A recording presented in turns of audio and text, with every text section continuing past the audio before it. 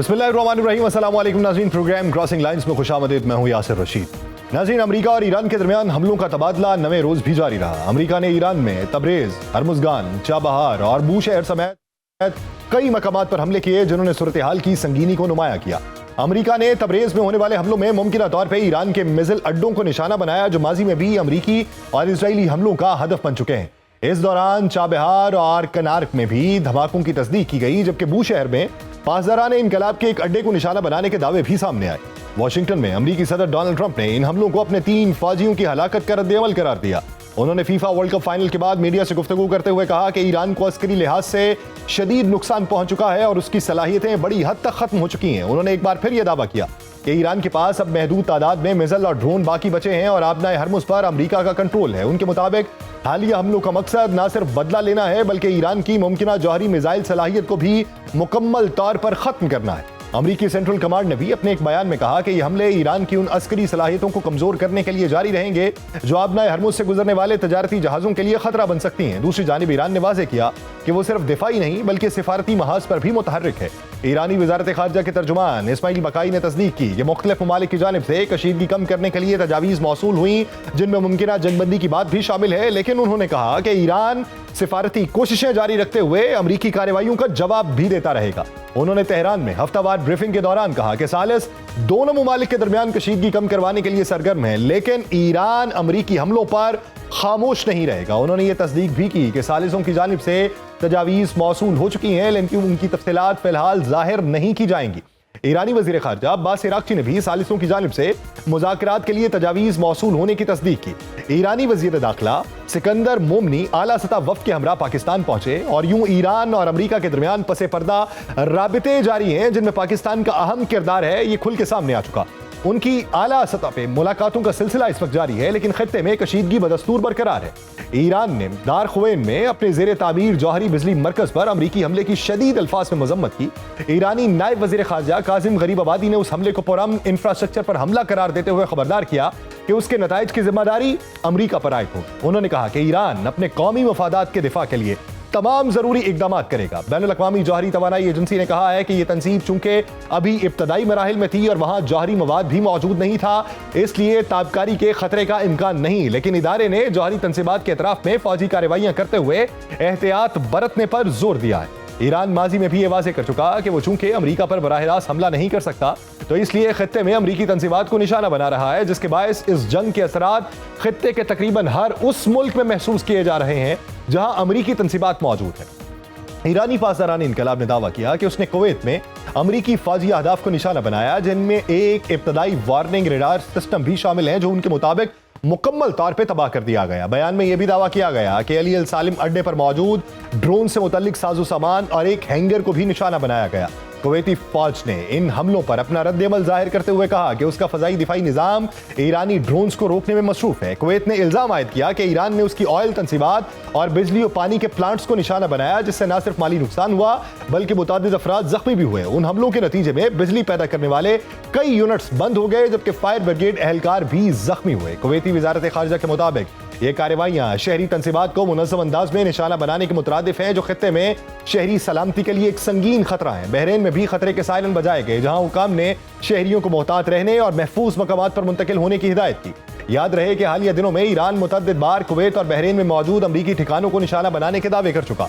पासदाराने इनकलाब ने उर्दन में भी अमरीकी फौजी तंसीबात को निशाना बनाने का दावा किया। उनके मुताबिक ऑपरेशन नसर 2 के तहत अकबा एयरपोर्ट पर मौजूद अमरीकी C-17 और P-8 तैयारों को निशाना बनाया, जबकि अल अज़रक के इलाके में वाक़े मुतअद्दिद हैंगर्स पर भी हमला किया गया। इस दौरान अमरीकी वज़ीर ख़ारिजा मार्को रूबियो ने यह वाज़ेह किया कि अमरीका सिर्फ उन ईरानी तंसीबात को निशाना बना रहा है जो आलमी तजारती जहाज़ों पर हमलों के लिए इस्तेमाल हो रही हैं। उन्होंने खित्ते के दीगर ममालिक पर भी ये जोर दिया कि वो इस अहम बैनुल-अक़वामी आबी गुज़रगाह की सलामती के लिए अपनी जिम्मेदारियां अदा करें। उनके मुताबिक आबनाए हरमुज़ को हर किस्म की रुकावट और हमलों से महफूज रखना जरूरी है, क्योंकि ये आलमी मईशत के लिए शारिक की हैसियत रखती है। मार्को रूबियो ने इस बात का भी इंदिया दिया कि अमरीका अब भी सिफारती हल की ख्वाहिश रखता है, लेकिन उन्होंने ईरान के अंदरूनी हालात की तरफ इशारा करते हुए कहा कि वहां पॉलिसी सतह पर वाज़ेह तकसीम दिखाई दे रही है, जहां एक हल्का मुआशी दबाव के पेश नजर फौरी बेहतरी चाहता है, जबकि दूसरा गिरोह सख्त गिर मौक़िफ़ अपनाए हुए है। ईरान इस किस्म की तकसीम की तरदीद تردید کرتے ہوئے یہ دعویٰ کرتا رہا کہ ایرانی قیادت میں کوئی اختلافات موجود نہیں۔ ایران کے رہبر اعلیٰ سید مجتبی خامنائی سے منسوب ایک بیان میں اب ایک بار پھر امریکہ کو خبردار کیا گیا کہ اگر حملے جاری رہے تو ایران اور اس کے اتحادی ایسا جواب دیں گے جسے فراموش کرنا ممکن نہیں ہوگا، جبکہ امریکی صدر کے اقدامات کو غیر مؤثر قرار دیا گیا۔ انہوں نے یہ بیان ایک ایسے وقت پہ دیا جب امریکہ اور ایران کے درمیان حملوں کا تبادلہ جاری ہے اور کشیدگی کا مرکز ایک بار پھر آبنائے ہرمز ہے۔ امریکہ اور ایران کے درمیان عبوری جنگ بندی کے خاتمے کے بعد حالات میں جلد بہتری کے آثار دکھائی نہیں دے رہے اور سفارتی راستہ ہی وہ واحد آپشن نظر آ رہا ہے جو اس بڑھتی ہوئی کشیدگی کو کسی حد تک کم کر سکتا ہے، لیکن زمینی حقائق ایک طویل اور پیچیدہ ماجرائی کی نشاندہی کر رہے ہیں اور اس غیر یقینی کے درمیان بار بار کوہ کیلن کا نام لیا جا رہا ہے جو اب تک زیادہ زیر بحث نہیں تھا۔ امریکی صدر ٹرمپ کی حالیہ دھمکیوں میں اس مقام کا ایک سے زیادہ بار ذکر کیا گیا۔ نتانز کے قریب واقع یہ زیر زمین کمپلیکس بظاہر ایک متبادل جوہری تنصیب کے طور پہ سامنے آیا، لیکن وقت کے ساتھ اس کی نوعیت، اس کی گہرائی اور اس کے مقصد نے اسے صرف ایک بیک اپ سہولت سے کہیں زیادہ اہم بنا دیا ہے۔ امریکی حکام کے مطابق اس کمپلیکس پہ حملہ ایران کے خلاف ممکنہ فوجی آپشنز میں شامل ہے، لیکن سوال یہ ہے کہ اصل ہدف کیا ہوگا؟ وہ تنصیبات جو ابھی زیر تعمیر ہیں یا وہ ممکنہ صلاحیت جو ایران حاصل کرنے کی کوشش کر رہا ہے؟ ایران کا موقف واضح ہے کہ یہ مرکز 2020 میں نتانز میں ہونے والی تخریب کاری کے بعد ایک زیادہ محفوظ اور جدید متبادل کے طور پہ بنایا جا رہا ہے، لیکن اس کی غیر معمولی گہرائی اور بین الاقوامی معائنہ کاروں کو رسائی نہ ملنے کے باعث شکوک و شبہات مسلسل بڑھ رہے ہیں۔ اصفہان کے صوبے میں واقع یہ پہاڑ نتانز سے صرف چند کلومیٹر کے فاصلے پر ہے۔ ایک رپورٹ یہ بتاتی ہے کہ اس پہاڑ میں متعدد سرنگیں کھودی جا چکی ہیں جن کے مختلف داخلی راستے مشرق، مغرب اور جنوب کی سمت میں موجود ہیں۔ ماہرین کے مطابق یہ صرف ایک سادہ زیر زمین ہال نہیں بلکہ ممکنہ طور پہ کئی لیئرز پر مشتمل ایک پیچیدہ دفاعی ڈھانچہ ہو سکتا ہے، لیکن بیرونی مشاہدے کی بنا پر کوئی بھی درست اندازہ لگانا ممکن نہیں ہے۔ 2020 کے بعد سے اس مقام پر تعمیراتی سرگرمیاں بتدریج بڑھی۔ سڑکوں کی تعمیر، بعد میں سرنگوں کی کھدائی نے اس منصوبے کو واضح کیا۔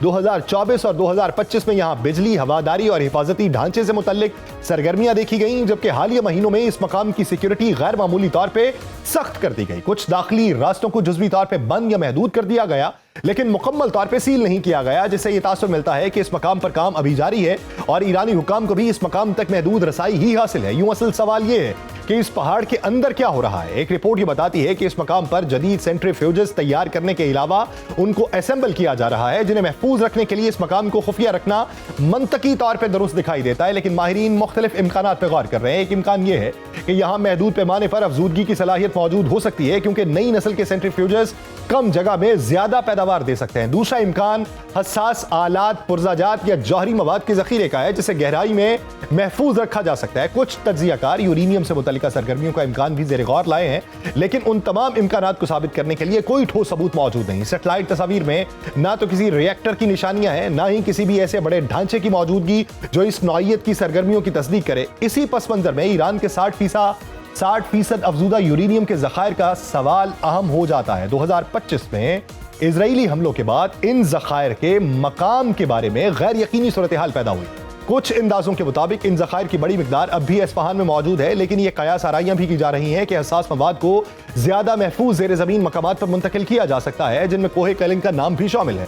بین الاقوامی جوہری توانائی ایجنسی کی اس مقام تک رسائی نہ ہونا بھی اس ابہام کو گہرا کرتا ہے۔ ایران کا موقف ہے کہ جب تک کسی تنصیب میں جوہری مواد موجود نہ ہو تو اس کا معائنہ ضروری نہیں۔ دوسری جانب ایجنسی کا کہنا ہے کہ تعمیر کے مرحلے پر ہی معلومات فراہم کی جانی چاہیے، جس کے باعث اس مقام کے حوالے سے شبہات مزید بڑھے۔ کوہ کیلن پر اگر ممکنہ حملے کی بات کی جائے تو اس کی سب سے بڑی خصوصیت اس کی گہرائی ہے جو اسے ایک مشکل ہدف بناتی ہے۔ امریکہ کے پاس بنکر شکن بم موجود ہے اور ٹرمپ ایران کی جوہری تنصیبات کے خلاف ان کے استعمال کا اشارہ بھی دے چکے، لیکن ان کی کامیابی کئی عوامل پر منحصر ہے، جیسے چٹان کی ساخت، ہدف کی اصل گہرائی اور اندرونی ڈھانچے کی معلومات۔ تو یہاں مسئلہ یہ ہے کہ کوہ کیلن کے اندرونی نقشے کے بارے میں معلومات انتہائی محدود ہے، جس کے باعث کسی بھی حملے کے مؤثر ہونے کا امکان نہ ہونے کے برابر ہے۔ ماہرین کا خیال ہے کہ براہ راست زیر زمین حصوں کو نشانہ بنانے کے بجائے داخلی راستوں، بجلی اور ہواداری کے نظام کو ہدف بنانا زیادہ عملی حکمت عملی ہو سکتی ہے۔ اس سے اس تنصیب کو مکمل تباہ کیے بغیر اس کی سرگرمیوں کو متاثر کیا جا سکتا ہے۔ ایک رپورٹ یہ بتاتی ہے کہ یہ کمپلیکس ابھی مکمل طور پر فعال نہیں، لیکن اس کی تعمیر جاری ہے اور اس کی ممکنہ صلاحیت ہی اسے اہم بناتی ہے۔ شاید یہی وجہ ہے کہ امریکی بیانات میں اس کا ذکر بڑھتا چلا جا رہا ہے، جس سے ظاہر ہوتا ہے کہ امریکی حکام کی اس مقام کے حوالے سے تشویش میں ہر گزرتے دن کے ساتھ اضافہ ہو رہا ہے۔ اس دوران اردن کی الازرق بیس کے ईरानी हमलों की जद में आने की इतलात और बारहा खबरों में उसका तज़किरा। ये रॉयल उर्दन एयर फोर्स का सबसे बड़ा और अहम अड्डा है और हालिया बरसों में मशरक़ वस्ता की बदलती हुई सूरत हाल के बायस इसकी अहमियत मजीद बढ़ चुकी है। ईरान के इस बेस पर हालिया हमले में 3 अमरीकी एहलकार हलाक हुए, जिसकी तस्दीक सेंटकॉम ने भी अपने एक बयान में की और कहा कि ये एहलकार ईरानी हमलों को नाकाम बनाने की कोशिश कर रहे थे। दूसरी जानिब ईरान की पासदारान इनकलाब ने दावा किया कि उसने ड्रोन्स के जरिए अल अजरक अड्डे पर ईंधन के ज़खायर को निशाना बनाया, जबकि ईरानी मीडिया के मुताबिक मिसाइल और ड्रोन हमलों में तैयारों को भी हदफ बनाने की कोशिश की गई। ये अड्डा दारुल हुकूमत ओमान से तकरीबन 100 किलोमीटर शिमाल मशरिक में सहराई इलाके अल अजरक में वाक़ है, जहां से उर्दनी फ़ज़ाइया अपने मशरकी और शिमाली सरहदी इलाकों की मौसर निगरानी कर सकती है और इसकी तारीख 1 सदी से भी ज़्यादा पुरानी है, जब 1918 में अरब बगावत के दौरान इसे फौजी मकासद के लिए इस्तेमाल किया गया, जब इसका बाज़ाब्ता इफ्तिताह 1981 में किया गया और इसे एक उर्दनी पायलट मौफ़ूक़ अल-सतली के नाम से मंसूब किया गया। तकरीबन 35 किलोमीटर रकबे पर फैला यह अड्डा न सिर्फ जंगी स्क्वाड्रन्स और फ़ज़ाई दिफाई सहूलियात का हामिल है, बल्कि यहाँ F-16 तैयारों की देखभाल के अलावा उनको अपग्रेड करने के लिए जदीद तंसीबात भी मौजूद हैं। एक रिपोर्ट ये बताती है कि यह अड्डा उर्दन और अमरीका के दरमियान अस्करी ताउन के तहत एक अहम मरकज़ के तौर पर भी इस्तेमाल होता रहा, अगरचे उर्दनी हुकाम इसे अपनी फ़ज़ाइया का ही अड्डा करार देते हैं। खित्ते में जारी कशीदगी के तनाजुर में इस अड्डे की सरगर्मियों और अहमियत पर आलमी तवज्जो बदस्तूर मरकूज़ है। इस दौरान अमरीकी अखबार वॉल स्ट्रीट जर्नल की एक रिपोर्ट में दावा किया गया कि ईरान अब ऐसे तेज़ रफ्तार मिसाइल इस्तेमाल कर रहा है जो न सिर्फ अपनी समत बदलने की सलाहियत रखते हैं, बल्कि दिफाई निज़ाम को चकमा देने में भी ज्यादा मौसर साबित हो रहे हैं। वो रिपोर्ट ये बताती है कि तेहरान को मुमकिन तौर पर रूस या चीन की तकनीकी या इंटेलिजेंस मुआविनत हासिल हो रही है, जिसने अमरीकी खदशात में मजीद इजाफा किया, क्योंकि सदर ट्रंप इससे कबल खुद भी ऐसे इशारे दे चुके हैं कि चीन ईरान की मदद कर रहा है। लबनान की सूरत हाल को इस पूरे मंजरनामे से अलग करके देखना मुमकिन नहीं, क्योंकि लबनान को इस वक्त इजरायली जारहियत का सामना है। एक अहम पेशरफ्त ये हुई कि लबनानी सदर जोसेफ ऑन और अमरीकी वज़ीर ख़ारजा मार्को रूबियो के दरमियान जनूबी लबनान से इजरायली अफवाज के इनखला के हवाले से फ्रेमवर्क पर इत्तफाक हुआ। वाशिंगटन में होने वाली मुलाकात में सदर जोसेफ ऑन ने वाज़ेह किया कि इजराइल को पहले मरहले में मखसूस इलाकों से इनखला शुरू करना होगा, जबकि उन्होंने लबनानी फौज के लिए अमरीकी ताउन बढ़ाने पर भी जोर दिया। ये पेशरफ्त एक ऐसे वक्त पे हो रही है जब इजरायली अफवाज ने जनूबी लबनान के एक बड़े हिस्से पर कब्जा कर रखा है और हालिया हमलों के बायस लाखों अफराद बेघर हुए, जबकि हिजबुल्लाह हुकूमत के उन इकदामात की शदीद मुखालिफत कर रही है। दूसरी तरफ सदर जोसेफ ऑन का यह दौरा 2009 के बाद किसी भी लबनानी सदर का पहला दौरा है। दूसरी जानिब इजरायली वजीर दिफा इजराइल काटिस ने खबरदार किया कि ईरान के इजराइल पर किसी भी हमले का भरपूर जवाब दिया जाएगा। उसका यह बयान इसलिए भी मानी खेज है क्योंकि ईरान के मिसाइल हमलों को उर्दन और इजराइल ने मुश्तरका तौर पर रोका है। इस पूरे मंजरनामे में इजरायली वज़ीर आज़म बेंजामिन नेतन्याहू का हालिया बयान भी गैर मामूली अहमियत इख्तियार कर चुका है, जिसमें उन्होंने अमरीका पर इन्हिसार कम करने और दिफाई खुद कफालत की बात की। लेकिन माहिरीन के मुताबिक इजराइल की फौजी, तकनीकी और सिफारती बुनियादें अब भी बड़ी हद तक अमरीकी ताउन से जुड़ी हुई हैं और मुकम्मल खुद इन्हिसारी एक तवील और पेचीदा हदफ है। यूं एक तरफ ईरान और अमरीका दोनों ही अपनी जंगी हिकमत अमली तब्दील कर रहे हैं, तो दूसरी तरफ सिफारती कोशिशें जारी हैं। लेकिन जमीनी हकीकत यही है कि खित्ता इस वक्त एक ऐसे नाजुक मोड़ पर खड़ा है जहां हर नया कदम न सिर्फ ताकत के तवाज़ुन को मुतासिर कर सकता है, बल्कि आने वाले वक्त की तायुन भी करेगा।